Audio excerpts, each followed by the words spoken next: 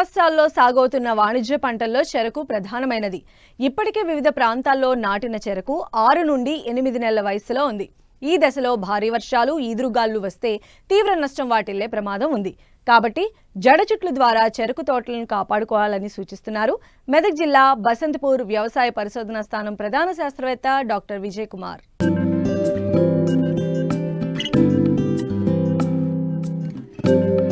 తెలుగు రాష్ట్రాలలో అధిక విస్తీర్ణంలో సాగుతున్న వాణిజ్య పంట చెరకు. 12 నెలల పాటు కొనసాగే ఈ దీర్ఘకాలపు పంటను కొంతమేర వర్షాధారంగానూ అధిక శాతం నీటి పారుదల కింద సాగు చేస్తున్నారు. ప్రస్తుతం 6 నుండి 8 నెలల దశలో చెరకు తోటలు ఉన్నాయి. వర్షాకాలం ప్రారంభం కావడంతో ఈదురుగాలుల ప్రభావం ఎక్కువగా ఉంటుంది. చెరకు పడిపోతే గడలపై కణుపుల వద్ద కొత్త పిలకలు వచ్చి దిగుబడి తగ్గిపోతుంది.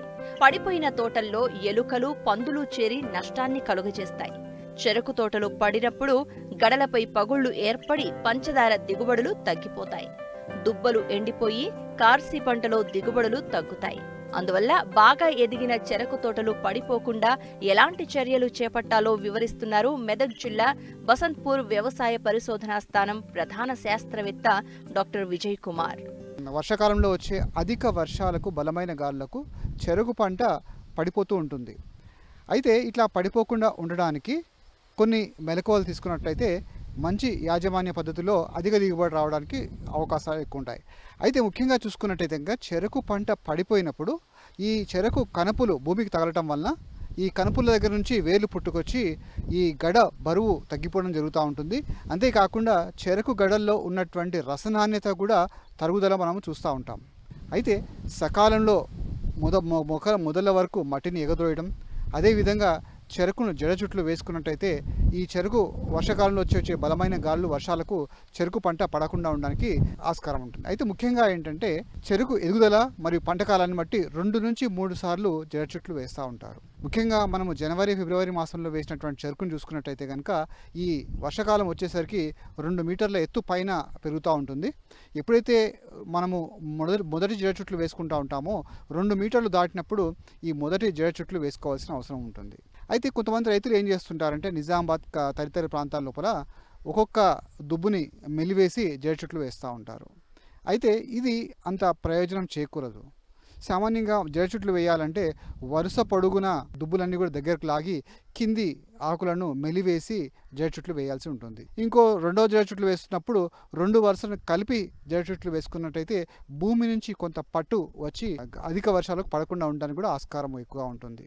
అయితే ఇక్కడ గమనించవలసిన కొన్ని అంశాలు ఉన్నాయి. శాస్త్రీయంగా చూసుకున్నట్టయితే కనుక కొంతమంది రైతులు వచ్చి రాని ఆకులన్నీ కూడా మెలివేసి జడచుట్లు వేస్తూ ఉంటారు. ఇలా వేయడం వల్ల దీని ప్రభావము చెరుకు దిగుబడి పైన కూడా పడుతూ ఉంటుంది. అంటే వృక్షధర్మ స్వరూపాన్ని బట్టి చూసుకున్నట్టయితే కనుక ఆకుల విస్తీర్ణ సూచిక అని మనం గమనిస్తూ ఉంటాం.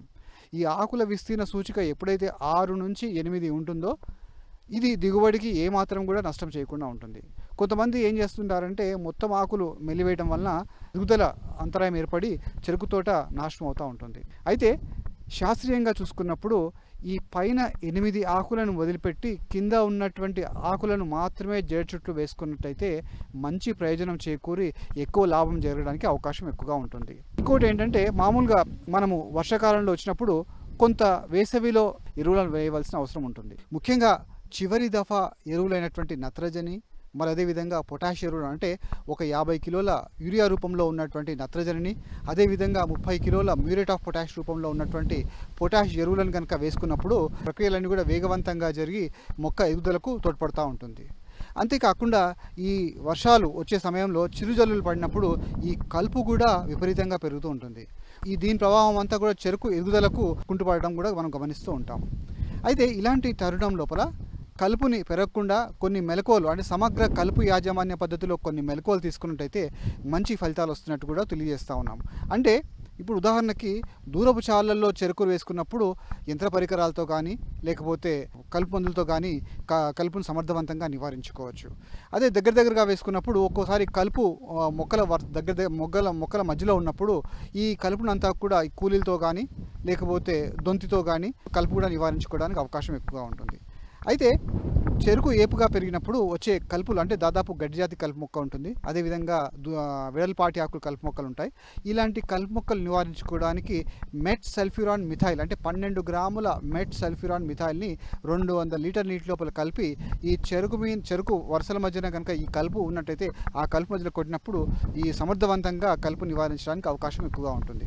ఇటీవల కాలం లోపల ఈ తుంగ నివారించుకోవడానికి కూడా మంచి కలుపు మందులు మార్కెట్ లోపల లభ్యమవుతా ఉన్నాయి. దాన్నే హాలో సల్ఫ్యూరాన్ మిథైల్ అంటారు. ఇదే 30 గ్రాముల హాలో సల్ఫ్యూరాన్ మిథైల్ని 200 లీటర్ నీటి లోపల కలిపి ఈ తుంగ ఉన్నటువంటి ప్రాంతంలో కనుక పిచికారీ చేసుకున్నట్టయితే సమర్థవంతంగా కలుపు నివారించుకోవడానికి అవకాశం ఎక్కువగా ఉంటుంది. జడ చుట్టూ వేసేటప్పుడు భూమిలో తగినంత పదును ఉండాలి, లేదంటే గడలు విరిగిపోయే ప్రమాదం ఉంది. మొవ్వులోని 8 పచ్చని ఆకులను వదిలి మిగిలిన ఆకులను విరిచి జడ చుట్టూ వెయ్యాలి. పంట పెరిగే కొద్దీ 2 నుండి 3 వరుసల్లో జడ చుట్టూ వెయ్యవచ్చు. దీనివల్ల దిగుబడితో పాటు పంచదార దిగుబడి కూడా పెరుగుతుంది.